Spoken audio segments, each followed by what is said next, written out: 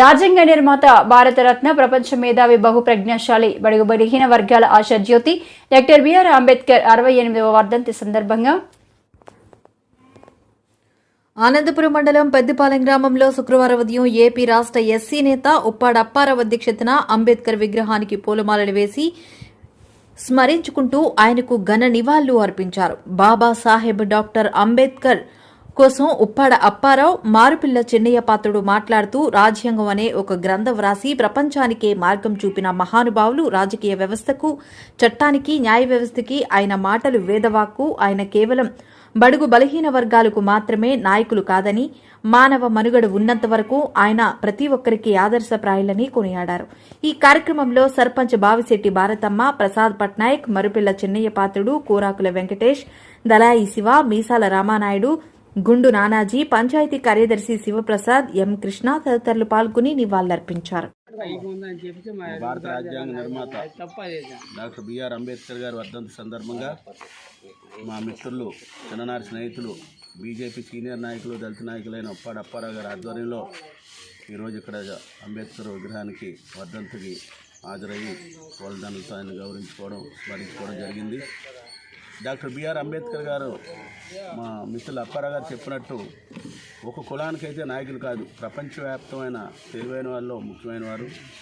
వారు ఆ రోజు రాజ్యాంగ నిర్మాతగా వారు సృష్టించిన రాజ్యాంగం నేటికి కూడా చిన్న చిన్న మార్పులు చేర్పులు అయితే చేయగలుగుతున్నారు, కానీ సమూలంగా దాన్ని విమర్శించడానికి కానీ కనదోయడానికి కానీ లేదు. ఎన్నో తరాలు, ఎన్నో దశాబ్దాలు ముందు తరాలు వారిని దృష్టిలో పెట్టుకొని నాటి కాలంలో ఇప్పుడు రేపు కూడా జరిగే ఘోరాలు, నేరాలు, అన్యాయాలు, వారు ఏ కులాల వారికి, ఏ మతాల వారికి, ఏ ప్రాంతాల వారికి ఎలాంటి సమన్యాయం చేయాలని ముందు చూపుతో మహానుభావుడు రాజ్యాంగాన్ని నిర్మించడం, ఆ రాజ్యాంగాన్ని నేటి వరకు కూడా మన భారతదేశం దాన్ని అమలు చేయడం గమనించింది, గర్వించదగ్గ విషయం.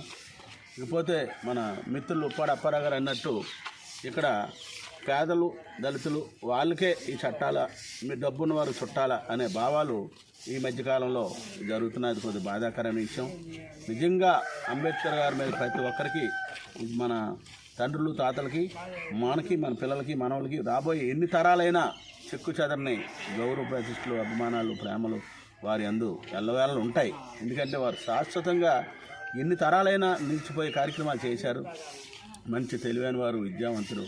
మనం దిశ ఎలా ఉండాలి, భారతదేశం ఎవరు ఉద్యోగులు ఏం చేయాలి, రాజకీయ నాయకులు ఏం చేయాలి, ఎవరు వ్యాపకాలు ఏంటి, ఎవరు బాధ్యతలు ఏంటి, ఎవరు హక్కులు ఏంటి అని నిర్ధారించి మనకి చక్కగా పిండికొండలా తయారు చేసి అప్పచెప్పారు. ఈరోజు పరిపాలన చాలా సులువుగా జరుగుతుంది.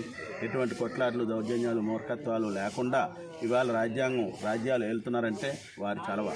అయినప్పటికీ కూడా మా మిత్రుడు అప్పారావు గారు చెప్పినట్టు స్వార్థ రాజకీయాలు, తప్పుడు రాజకీయాలు, దొంగ రాజకీయాలు, స్వార్థ అనే ఇదై బంధుప్రీతి ఎక్కువై డబ్బు సంపాదన, అక్రమార్జనలకు మరిగి వాటి తాలూకా వారి చట్టాన్ని గౌరవించకుండా అడ్డుదారుల్లో పెద్ద నాయకులే వెళ్ళి దాన్ని భ్రష్టు పట్టిస్తున్నారు. అవన్నీ చూసుకోవడానికి చట్టాలు ఉన్నాయి, న్యాయస్థానాలు ఉన్నాయి, పెద్ద న్యాయస్థానాలు ఉన్నాయి. కానీ ఈరోజు అప్పారావు గారు పిలుపు మేరకు మన గ్రామ సర్పంచ్ గారు, మిత్రులు వెంకటేష్ గారు, నానాజీ గారు, రాజు గారు, మా పంచాయతీ సెక్రటరీ మురళీ చెన్నా గారు, మా జాన్మాస్ గారు అబ్బాయి, మా అల్లుడు, అలాగే ముఖ్యంగా మా బీజేపీ మండల అధ్యక్షుడు రామనాయుడు గారు, ఇక్కడికి హాజరైన ప్రతి ఒక్కరికి మరియు పేరు పేరున ప్రత్యేకమైన ధన్యవాదాలు తెలియజేసుకుంటూ ఈ అవకాశాన్ని ఏర్పాటు చేసిన అప్పారావు గారు మరొకసారి బిఆర్ అంబేద్కర్ గారి వర్ధంతి సందర్భంగా ఏర్పాటు చేసినటువంటి ఈ కార్యక్రమంలో పాల్గొనడం పూర్వజన్మ సుకృతం లాంటిది ఇది. మరి ప్రతి సంవత్సరం అంబేద్కర్ వర్ధంతి అలాగే జయంతి రెండు సందర్భాల్లో కూడా ఈ కార్యక్రమాల్ని నిరాఘాటంగా కొనసాగిస్తున్నటువంటి ఉప్పాడ అప్పారావు గారికి హృదయపూర్వకమైన నమస్కారాలు.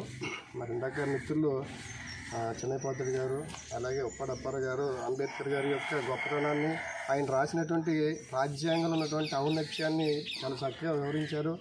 అయితే తల్లిదండ్రులు ఇచ్చినటువంటి ఆస్తులతో మనం బతుకుతూ కూడా తల్లిదండ్రుల యొక్క పుట్టినరోజునో లేకపోతే చనిపోయిన రోజునో జరుపుకోవడం లేదు. కానీ భారతదేశమే కాకుండా ప్రపంచవ్యాప్తంగా మరి ఈ మహానుభావుడి యొక్క జన్మదినాన్ని అలాగే జయంతిని, వర్ధంతిని రెండింటిని కూడా జరుపుకోవడం అనేది చాలా సంతోషకరమైనటువంటి అంశము. ఈ భారతదేశంలో ఆయన యొక్క ఆశయాలు, రాజ్యాంగంలో పొందుపరిచినటువంటి ఆశయాలు అవి ఈ ప్రపంచం ఉన్నంత వరకు ఆ విలువలు అనేవి బ్రతికే ఉంటాయి. ఆ విలువలు బ్రతికున్నంతసేపు అంబేద్కర్ మనందరి మనసులోనే నిలిచే ఉంటాడు. కాబట్టి అంబేద్కర్ ఒక వర్గానికో లేదనుకుంటే ఒక దేశానికో చెందినటువంటి వ్యక్తి కాదు. ఆయన విశ్వమానవుడు, ప్రపంచ మానవుడు. ఆయన విలువలు ప్రపంచవ్యాప్తంగా ఇవాళకి కూడా మరి వెదజల్లుతున్నటువంటి సందర్భం ఇది. కాబట్టి ఆయన విలువలు అలాగే వెదజల్లాలని, అతని యొక్క రాజ్యాంగ స్ఫూర్తిని, భారత రాజ్యాంగ స్ఫూర్తిని ప్రజలు అలాగే రాజకీయ నాయకులు తూచా తప్పకుండా పాటించి ఆయన కలలుగన్నటువంటి ఒక రాజ్యాన్ని మనం సాధించుకోవాలని మనస్ఫూర్తిగా కోరుకుంటూ ఈ అవకాశాన్ని కల్పించినటువంటి పెద్దలందరికీ హృదయపూర్వక నమస్కారం తెలియజేస్తున్నాను. భారత రాజ్యాంగ నిర్మాత, బడుగు వర్గాల ఆశాజ్యోతి వర్ధన్ సందర్భంగా పెద్దపాలెం గ్రామం కాలనీలో ఘనంగా అంబేద్కర్కు నివాళులు అర్పించడం జరిగినది. ఈ దేశానికి దిశా దశ చూపించిన మహానుభావుడు, ఈ దేశానికి చూపించిన మార్గానికే మార్గదర్శిగా ఉన్నారు. అయితే ఒక జాతి నాయకుడిగా చిత్రీకరించడం బాధాకరంగా ఉంది.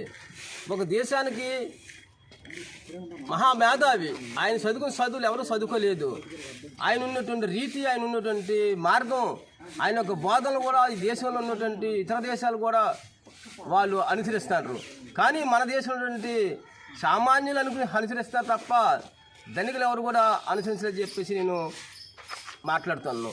అయితే ఈరోజు వర్ధన్ చేసే కారణం ఏంటంటే ఆయన దాని నివాళులు మనం అర్పించుకొని ఈ దేశంలో ఉన్నటువంటి రాజకీయాలు ఎలాగ ఉంటాయి, ఈ దేశంలో ఉన్నటువంటి వార్డులు ఎలాగ ఉంటాయి, ఈ దేశంలో ఉన్నటువంటి ఎమ్మెల్యేలు ఎలాగ ఉండాలి, ఈ దేశంలో రాజ్యాంగం ఎలాగ ఉండాలా, పరిపాలించే విధానం ఎలాగ ఉండాలని చెప్పేసి మార్గం చూపిన మహానుభావుడికి ఈరోజు మనం ఘనంగా నివాళులు అర్పించుకుంటాము.